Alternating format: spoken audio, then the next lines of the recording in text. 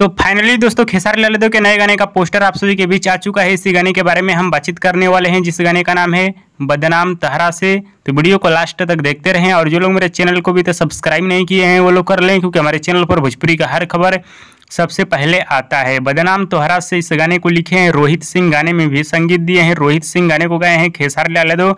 बताया जा रहा है कि खेसारी लाल यादव जी का सैड सॉन्ग गाना बहुत ही शानदार गाना होने वाला है, जो कि आप सभी को बहुत ज़्यादा पसंद आने वाला है। गाने को गाए हैं खेसारी लाल यादव और इस गाने में कोई फीमेल सिंगर नहीं है, बहुत ही कमाल का गाना बनाया गया है। और इस वीडियो गाने में नजर आएंगे भोजपुरी की दबंग स्टार खेसारी लाल यादव और आकांक्षा पुरी। जी हाँ दोस्तों, इस वीडियो गाने में नजर आएंगे भोजपुरी की दबंग स्टार खेसारी लाल यादव और आकांक्षा पुरी।